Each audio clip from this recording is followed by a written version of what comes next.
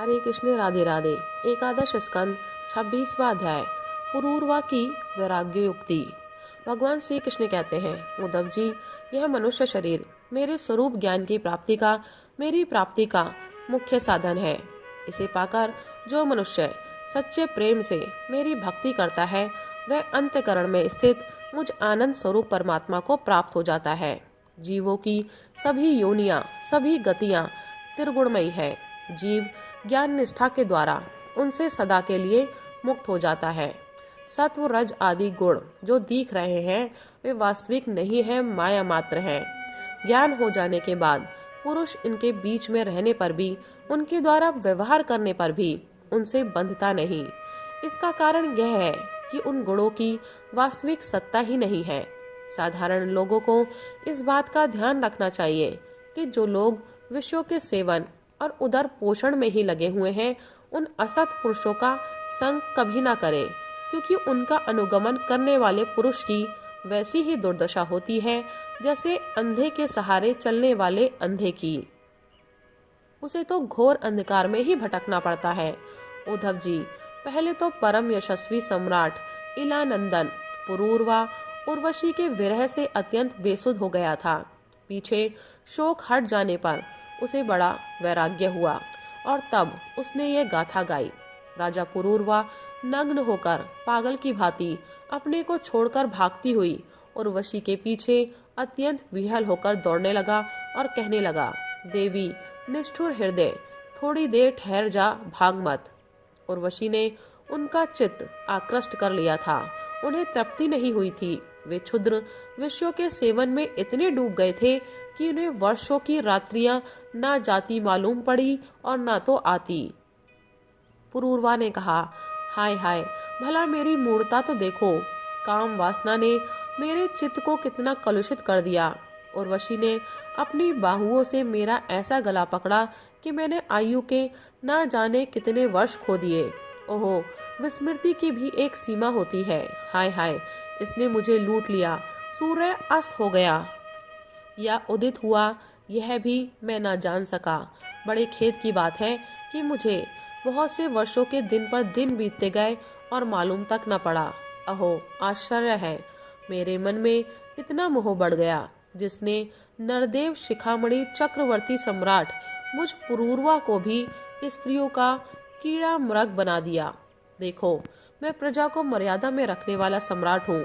वह मुझे और मेरे राजपाट को तिनके की तरह छोड़कर जाने लगी और मैं पागल होकर नंग धड़ंग रोता बिलखता उस स्त्री के पीछे दौड़ पड़ा। हाय हाय, यह भी कोई जीवन है। मैं गधे की तरह दुलत्तियां सहकर भी स्त्री के पीछे पीछे दौड़ता रहा। फिर मुझ में प्रभाव, तेज और सौमित्व भला कैसे रह सकता है? स्त्री ने जिसका मन चुरा लिया, उसकी विद्या व्यर्थ है। उसे तपस्या, त्याग और शास्त्र अभ्यास से भी कोई लाभ नहीं, और इसमें संदेह नहीं कि उसका एकांत सेवन और मौन भी निष्फल है। मुझे अपने ही हानि लाभ का पता नहीं, फिर भी अपने को बहुत बड़ा पंडित मानता हूँ। मुझ मूर्ख को धिक्कार है। हाय हाय, मैं चक्रवर्ती सम्राट होकर भी गधे और बैल की तरह स्त्री के फंदे में फंस गया। मैं वर्षों तक उर्वशी के होठों की मादक मदिरा पीता रहा, पर मेरी काम वासना तृप्त न हुई। सच है, कहीं आहुतियों से अग्नि की तृप्ति हुई है? उस उल्टा ने मेरा चित्त चुरा लिया। आत्माराम, जीवन मुक्तों के स्वामी, इंद्रियातीत भगवान को छोड़कर और ऐसा कौन है जो मुझे उसके फंदे से निकाल सके? उर्वशी ने तो मुझे वैदिक सूक्त के वचनों द्वारा यथार्थ बात कहकर समझाया भी था, परंतु मेरी बुद्धि ऐसी मारी गई कि मेरे मन का वह भयंकर मोह तब भी मिटा नहीं। जब मेरी इंद्रियां ही मेरे हाथ के बाहर हो गई, तब मैं समझता भी कैसे? जो रस्सी के स्वरूप को न जानकर उसमें सर्प की कल्पना कर रहा है और दुखी हो रहा है, रस्सी ने उसका क्या बिगाड़ा है? इसी प्रकार इस उर्वशी ने भी हमारा क्या बिगाड़ा, क्योंकि स्वयं मैं ही अजितेंद्रिय होने के कारण अपराधी हूँ। कहाँ तो ये मैला कुचैला, दुर्गंध से भरा अपवित्र शरीर, और कहाँ सुकुमारता, पवित्रता, सुगंध आदि पुष्पोचित गुण। परंतु मैंने अज्ञानवश असुंदर में सुंदर का आरोप कर लिया। यह शरीर माता पिता का सर्वस्व है अथवा पत्नी की संपत्ति। यह स्वामी की मोल ली हुई वस्तु है। आग का ईंधन है अथवा कुत्ते और गीदों का भोजन, इसे अपना कहें अथवा सुहृद संबंधियों का। बहुत सोचने विचारने पर भी कोई निश्चय नहीं होता। यह शरीर मल मूत्र से भरा हुआ अत्यंत अपवित्र है। इसका अंत यही है कि पक्षी खाकर विष्ठा कर दे, इसके सड़ जाने पर इसमें कीड़े पड़ जाएं अथवा जला देने पर यह राख का ढेर हो जाए।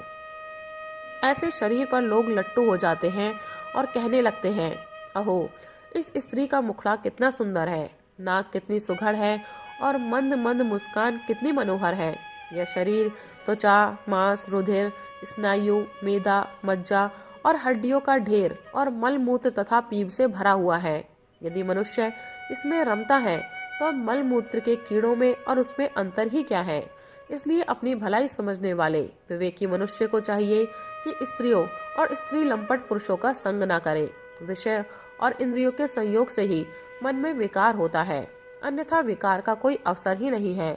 जो वस्तु कभी देखी या सुनी नहीं गई है उसके लिए मन में विकार नहीं होता। जो लोग विषयों के साथ इंद्रियों का संयोग नहीं होने देते, उनका मन अपने आप निश्चल होकर शांत हो जाता है। अतः वाणी, कान और मन आदि इंद्रियों से स्त्रियों और स्त्री लंपटों का संग कभी नहीं करना चाहिए। मेरे जैसे लोगों की तो बात ही क्या, बड़े बड़े विद्वानों के लिए भी अपनी इंद्रियां और मन विश्वसनीय नहीं है। भगवान श्री कृष्ण कहते हैं, उद्धव जी, राज राजेश्वर पुरूरवा के मन में जब इस तरह के उद्गार उठने लगे तब उसने उर्वशी लोक का परित्याग कर दिया।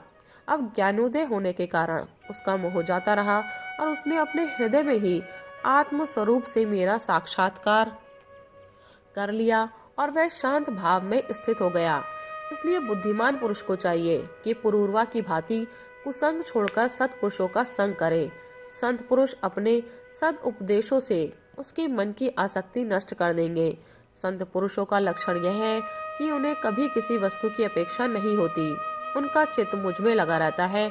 उनके हृदय में शांति का अगाध समुद्र लहराता रहता है। वे सदा सर्वदा सर्वत्र सब में सब रूप से स्थित भगवान का ही दर्शन करते हैं। उनमें अहंकार का लेश भी नहीं होता। फिर ममता की तो संभावना ही कहाँ है। वे सर्दी गर्मी, सुख दुख आदि द्वंद्वों में एक रस रहते हैं तथा बौद्धिक, मानसिक, शारीरिक और पदार्थ संबंधी किसी प्रकार का भी परिग्रह नहीं रखते। परम भाग्यवान उद्धव जी, संतों के सौभाग्य की महिमा कौन कहे। उनके पास सदा सर्वदा मेरी लीला कथाएं हुआ करती हैं। मेरी कथाएं मनुष्य के लिए परम हितकर हैं। जो उनका सेवन करते हैं उनके सारे पाप तापों को वे धो डालती हैं। जो लोग आदर और श्रद्धा से मेरी लीला कथाओं का श्रवण, गान और अनुमोदन करते हैं वे मेरे परायण हो जाते हैं और मेरी अनन्य प्रेममयी भक्ति प्राप्त कर लेते हैं। उद्धव जी, मैं अनंत अचिंत्य कल्याण में गुण गणों का आश्रय हूँ। मेरा स्वरूप है केवल आनंद, केवल अनुभव, विशुद्ध आत्मा। मैं साक्षात परब्रह्म हूँ।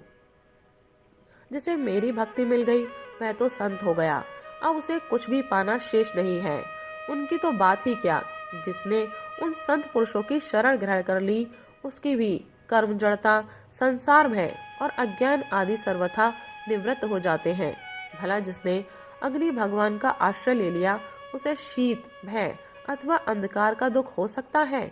जो इस घोर संसार सागर से डूब उतरा रहे हैं उनके लिए ब्रह्मवेत्ता और शांत संत ही एकमात्र आश्रय है। जैसे जल में डूब रहे लोगों के लिए दृढ़ नौका, जैसे अन्न से प्राणियों के प्राण की रक्षा होती है, वैसे ही